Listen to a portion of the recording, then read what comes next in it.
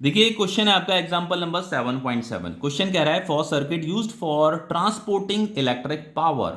यहां पे हमारे पास एक सर्किट है इलेक्ट्रिक पावर ट्रांसपोर्टिंग के लिए।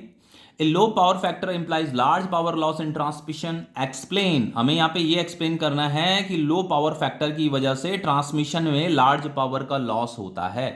अगर सर्किट में लो पावर फैक्टर है तो उसकी वजह से लार्ज पावर का लॉस हो रहा है। सबसे पहली बात, लार्ज पावर का लॉस होने का मतलब क्या होता है? किसी भी सर्किट में अगर लार्ज पावर का लॉस हो रहा है तो उस सर्किट में हीट ज्यादा प्रोड्यूस होने लगता है। ठीक है, मतलब एक्सेसिव हीट जनरेशन होने लगता है। हीट प्रोड्यूस्ड होने का मतलब क्या है? I square into R into T. यही तो आपने क्लास 10 में पढ़ रखा है, हीट प्रोड्यूस का फॉर्मूला यही तो होता है। तो देखो बच्चों, लार्ज पावर लॉस होने का मतलब यह है सर्किट में ज्यादा हीट प्रोड्यूस हो रहा है, उसी को लार्ज पावर लॉस बोला जाता है। तो हीट प्रोड्यूस्ड ज्यादा अगर हो रहा है तो इसका मतलब सर्किट में करंट बढ़ रहा है, आई बढ़ रहा है। तो बस यही हमें प्रूफ करना है कि सर्किट में करंट बढ़ रहा है। अब देखो कैसे इसे प्रूफ करेंगे। सबसे पहली बात देखो, जो एवरेज पावर डिसिपेशन होता है उसका फॉर्मूला क्या होता है। देखो सबसे पहले एक चीज मैं यहां पे लिख देता हूं पहले। तो सबसे पहले इसे लिख दीजिए, a low power factor implies large power loss in transmission, जो कि हमें यहाँ पे लिखा हुआ है पहले से ही, इसे हमें एक्सप्लेन करना है। इसका मतलब ये भी होता है and cause excessive heat generation. ठीक है, तो लो पावर फैक्टर की वजह से एक्सेसिव हीट जनरेशन हो रहा है। हीट जनरेशन का फॉर्मूला ये होता है, अगर ये एक्सेसिव हो रहा है मतलब बढ़ रहा है अगर हीट जनरेशन, तो इसका मतलब करंट बढ़ रहा है। तो हमें यहाँ पे यही प्रूफ करना है कि सर्किट में करंट बढ़ रहा है। अब देखो बच्चों, एवरेज पावर डिसिपेशन का फॉर्मूला क्या होता है? वो होता है आपका वी आई कॉस फाई होता है। ये जो कॉस फाई है बच्चों, इसी को हम पावर फैक्टर बोलते हैं। इसी को हम क्या बोलते हैं? पावर फैक्टर बोलते हैं। Power factor. फाई क्या होता है? Phi is the phase difference between voltage and current. ठीक है, तो यहां पे हमें ये प्रूफ करना है कि पावर फैक्टर के घटने से क्या हो रहा है, आपका हीट ज्यादा प्रोड्यूस हो रहा है। देखो बच्चों, इसे एवरेज पावर डिसिपेशन बोलते हैं। इसका मतलब क्या होता है? इसका मतलब ये होता है कि आपका डिवाइस कितना पावर खर्च कर रहा है, उसी को हम एवरेज पावर डिसिपेशन बोलते हैं। मान लो जैसे आप मार्केट से एक इलेक्ट्रिक मोटर खरीद के लाते हो और जो कि 200 वॉट का इलेक्ट्रिक मोटर है।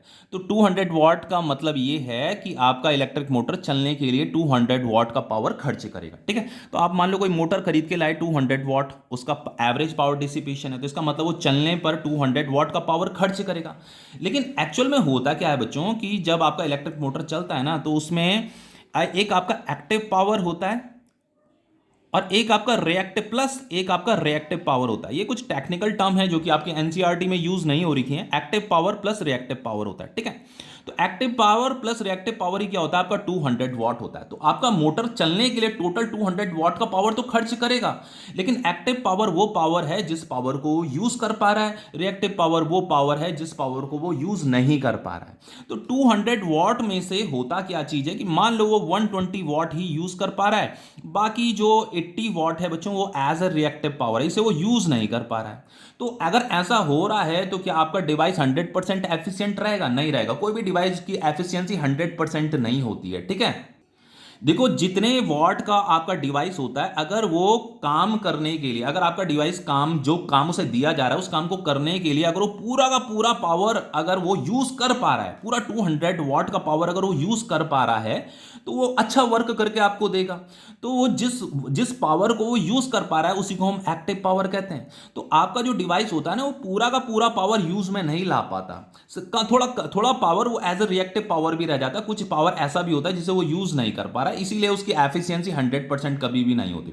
तो देखो आप क्या कर रहे हो, यहाँ पे पावर फैक्टर को आपने घटा दिया। तो यहाँ पे लिखा ना लो पावर फैक्टर, तो पावर फैक्टर घटाने से क्या होता है बच्चों, ये रिएक्टिव पावर बढ़ने लगता है। तो ये रिएक्टिव पावर अगर बढ़ेगा तो एक्टिव पावर घट जाएगा। इसका मतलब अब आपका जो डिवाइस है, जो आपका इलेक्ट्रिक मोटर है, वो ज्यादा पावर को यूज नहीं कर पाएगा। ठीक है, मतलब वो अच्छे से वर्क नहीं कर पाएगा, आपको ज्यादा आउटपुट नहीं देगा वो। पावर फैक्टर घटने से क्या होता है, आपका एक्टिव पावर घटने लगता है और रिएक्टिव पावर बढ़ने लगता है। तो एक्टिव पावर अगर आपका घटेगा तो इसका नुकसान ये है। एक्टिव पावर का मतलब क्या है? एक्टिव पावर का मतलब ये वो पावर है जिस पावर को आपका डिवाइस यूज कर रहा है टास्क को परफॉर्म करने के लिए, ठीक है, आउटपुट देने के लिए। अब यही अगर घट जाएगा तो आपका फिर डिवाइस अच्छे से काम नहीं कर पाएगा। अब देखिए जो 200 वॉट है ना, टोटल तो इतना पावर वो खर्च कर रहा है, लेकिन यूज में वो इतना ही ला पा रहा है, बाकी वेस्ट हो जा रहा है। तो इसका जो प्रोडक्ट होता है ना, वो किसके बराबर आता है? 200 वॉट के बराबर आता है। ठीक है, अब देखो अगर हम ये पावर फैक्टर घट जाता है तो इनका जो प्रोडक्ट आना चाहिए वो 200 वॉट ही आना चाहिए। तो पावर फैक्टर घटने से यहाँ पे ये करंट क्या होने लगता है, इंक्रीज होने लगता है, क्योंकि इसका प्रोडक्ट कितना आना चाहिए, 200 वॉट ही आना चाहिए। ये पावर फैक्टर घटता कैसे करके, जैसे जैसे आपका डिवाइस पुराना पुराना होता रहता है तो ये पावर फैक्टर घटने लगता है। तो जो आपका पुराना डिवाइस होता है फिर वो लार्ज करंट खींचने लगता है।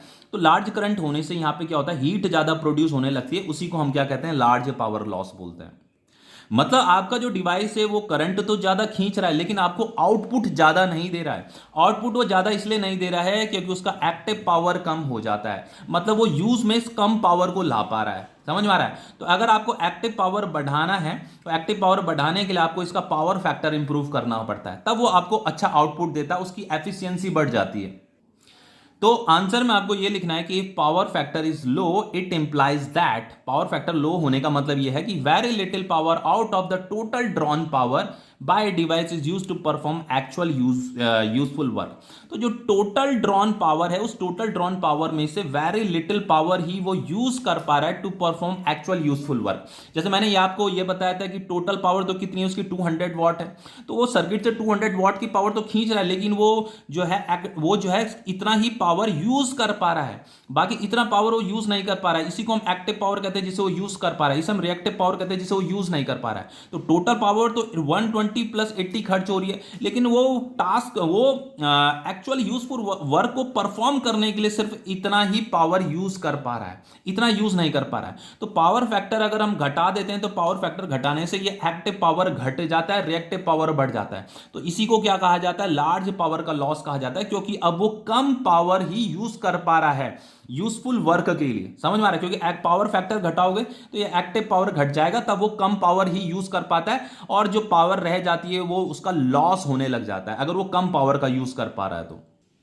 तो यहां पे आपको ये लिखना है, we know P is equal to average power dissipation है V I cos phi, where cos phi is the power factor to supply a given power at a given voltage. किसी गिवन वोल्टेज पे इतना power 200 watt का power supply करने के लिए आपने अगर if cos phi is small, अगर आपने इस cos फाई को स्मॉल कर दिया है तो इस वैल्यू को मेंटेन करने के लिए वो क्या करेगा, सर्किट में क्या होगा, डिवाइस क्या करेगा, करंट को बढ़ा देगा, क्योंकि इसका मल्टीप्लाइकेशन कितना आना चाहिए, 200 वॉट ही आना चाहिए। बस चेंजेस इन पावर में होता है, एक्टिव पावर और रिएक्टिव पावर में चेंजेस होता है, इन दोनों का सम तो हमेशा यही आएगा 200 वॉट। ठीक है, तो if cos phi is small current have to be increased, current have to be increased accordingly, current को इंक्रीज होना पड़ता है, अगर ये घटेगा तो करंट को अकॉर्डिंगली इंक्रीज होना पड़ता है, क्योंकि इनका प्रोडक्ट क्या आना चाहिए, इसका प्रोडक्ट इसके ही बराबर आना चाहिए 200 वॉट के बराबर। इसलिए this will lead to large power loss. तो लार्ज पावर लॉस का फॉर्मूला क्या होता है, I square into R in transmission. देखो हीट प्रोड्यूस का formula I square into R into T होता है, तो यही क्या है आपका आई स्क्वायर इंटू आर ही क्या है आपका पावर लॉस है। तो पावर लॉस अगर ज्यादा होगा तो हीट क्या होगा, ज्यादा प्रोड्यूस होगा। मैंने आपको स्टार्टिंग में ही बता दिया था कि लार्ज पावर लॉस को ही क्या बोलते हैं, एक्सेसिव हीट जनरेशन बोलते हैं। अब देखिए बी पार्ट क्या कह रहा है आपका, वो ये कह रहा है power factor can often be improved by the use of a capacitor of appropriate capacitance in the circuit explain. Power factor को इंप्रूव किया जा सकता है किसी एप्रोप्रिएट कैपेसिटर का यूज करके। ठीक है, वैसे बच्चों कैपेसिटर आप सीरीज में भी लगा सकते हो और पैरेलल में भी लगा सकते हो। ऐसा लगाने से क्या होता है, आपका पावर फैक्टर इंप्रूव हो जाता है। इसी को हमें एक्सप्लेन करना है। देखो एक्चुअल में होता क्या चीज है आपका, देखो पावर का फॉर्मूला मैंने आपको क्या बताया था, वी आई कॉस फाई बताया था। Phi is the phase difference between voltage and current. Generally power factor के केस में क्या होता है आपका, यहाँ पे जब भी हम इलेक्ट्रिक मोटर की बात करते हैं तो उसमें करंट क्या होता है, वो वोल्टेज से पीछे रहता है। कितना एंगल पीछे रहता है, 5 एंगल पीछे रहता है। ठीक है, मतलब करंट क्या कर रहा है आपका, लैग कर रहा है। देखो in a circuit current I lag the voltage by an angle 5, इतना एंगल वो क्या रहेगा, करंट क्या रहेगा, पीछे रहेगा।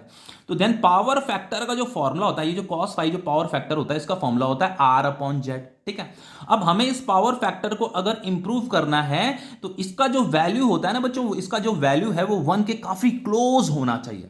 अगर आपका पावर फैक्टर 1 के पावर फैक्टर की वैल्यू अगर 1 के बहुत ज्यादा क्लोज है तो हम उसे इंप्रूव्ड पावर फैक्टर बोलते हैं। ठीक है, और अगर आपका पावर फैक्टर का वैल्यू 0 के पास जा रहा है, 0 के क्लोज जा रहा है, तो वो आपका क्या होता है, लो पावर फैक्टर होता है। तो लो पावर फैक्टर से तो आपका लार्ज पावर का लॉस होगा। हम चाहते हैं पावर का लॉस, लार्ज पावर का लॉस ना हो, तो उसके लिए हमें पावर फैक्टर को क्या करना पड़ेगा, इंप्रूव करना पड़ेगा, मतलब इसे बढ़ाना पड़ेगा। तो हमें क्या करना पड़ता है, देखो we can improve power factor tending to 1। तो टेंडिंग टू 1 का मतलब यह है कि हमें पावर फैक्टर की जो वैल्यू है ना उसे 1 के काफी क्लोज लाना होता है। टेंडिंग टू 1 का मतलब इस पावर फैक्टर की जो वैल्यू है ना उसे हम टेंडिंग टू 1 करना है, मतलब 1 के काफी क्लोज लाना है। देखो एग्जैक्टली इसे 1 लाना पॉसिबल नहीं है। 1 तो तब आएगा जब z इज इक्वल टू क्या हो जाएगा, आपका r हो जाएगा। लेकिन प्रैक्टिकली ऐसा बोलना गलत बात है। आप z is equal to r कभी भी नहीं कर पाओगे, क्योंकि अगर ये cos फाई की वैल्यू पूरी एग्जैक्टली इज इक्वल टू 1 हो जाती है तो इसका मतलब ये होता है कि जो आपका डिवाइस है वो 100% एफिशिएंट हो गया है। तो 100% एफिशिएंट डिवाइस, एफिशिएंसी अगर आपका डिवाइस दे रहा है तो इसका मतलब ये है कि आपका डिवाइस जो 200 वॉट का जो डिवाइस है वो 200 वॉट का पावर जो खर्च हो रहा है ना, उसमें से वो पूरा का पूरा 200 वॉट का ही पावर यूज में ला रहा है। ऐसा पॉसिबल है ही नहीं, क्योंकि जो आपका इलेक्ट्रिक मोटर होता है उनमें वाइंडिंग होती है, वहां पे रिएक्टिव पावर नाम की भी कोई चीज होती है। वो पूरा का पूरा पावर जो है यूज में नहीं ला सकता भाई, ठीक है। बस हम इतना कर सकते हैं कि ये जो cos फाई है, जो पावर फैक्टर है ना, इसे इंप्रूव कर सकते हैं हम, इसकी वैल्यू को 1 के काफी क्लोज ला सकते हैं। ओके, तो 1 के बहुत ज्यादा क्लोज लाने के लिए हम क्या करेंगे, by making z tends to r। तो ये जो z की वैल्यू है ना, z की वैल्यू को r के काफी क्लोज ले जाएंगे। देखो cos फाई कितना है समझाता हूं मैं इसे, r अपॉन z है। हम चाह रहे हैं कि इसकी वैल्यू 1 के काफी क्लोज आ जाए, इसकी वैल्यू। तो अगर ये 1 के काफी क्लोज हो गई तो इसी को हम इंप्रूव्ड पावर फैक्टर बोलेंगे। तो देखो ये जो z होता है ना, z क्या है, जनरली r से ग्रेटर है। तो हमें क्या करना है, z की वैल्यू को कम कम कम कम करना है, r के बहुत ज्यादा क्लोज लाना है। तो अगर ये r के बहुत ज्यादा क्लोज आ जाती है तो ये वाली जो वैल्यू आपको मिलेगी वो क्या मिलेगी, 1 के काफी क्लोज मिलेगी। मतलब 1 से छोटी ही मिलेगी लेकिन 1 के काफी क्लोज मिलेगी। तो पावर फैक्टर अगर आपका 1 के बहुत ज्यादा क्लोज होता है तो हम उसे इंप्रूव्ड पावर फैक्टर बोलते हैं, ठीक है। तो उसके लिए आप क्या कर सकते हो, देखो z इज इक्वल टू क्या होता है आपका, z है आपका r square plus x l minus x omega का ये होल स्क्वायर होता है। सॉरी, ये एक्स सी का स्क्वायर होता है, जल्दीबाजी में मैंने ये वो लिख दिया एक्स सी, ठीक है। इसे आपका इंडक्टिव रिएक्टेंस बोलते हैं, इसे कैपेसिटेटिव रिएक्टेंस बोलते हैं। तो यहां पे देखो ये माइनस आ रखा है, एक्सएल मैंने पहले लिखा हुआ है, इसका मतलब एक्सएल की वैल्यू क्या है, ग्रेटर है एक्ससी से। तो हमें क्या करना है बच्चों, ये जो एक्ससी की वैल्यू है ना उसे टेंड्स टू एक्सएल करना है, मतलब एक्सएल के बहुत ज्यादा पास लाना है। तो इस ये वैल्यू अगर बढ़ेगी बढ़ेगी बढ़ेगी, ये बढ़ेगी तो ओवरऑल ये घटने लग जाएगी। इसके घटने से क्या होगा, आपका जेड घटने लग जाएगा। तो जेड को हमें क्या करना है, टेंड्स टू आर करना है, मतलब लगभग आर के बराबर लाना है। तब जाकर के आपका कॉस फाई का वैल्यू क्या आएगा, टेंड्स टू 1 आएगा, मतलब 1 के काफी क्लोज आएगा। उसी को हम क्या कहते हैं, इंप्रूव्ड पावर फैक्टर बोलते हैं। तो उसके लिए हमें क्या करना पड़ेगा, वहां पे कैपेसिटर लगाना पड़ेगा, ठीक है। ये क्या है आपका, इसी को तो कैपेसिटेटिव रिएक्टेंस बोलते हैं। तो हमें यस तो सीरीज में या तो पैरेलल में कैपेसिटर लगाना होता है।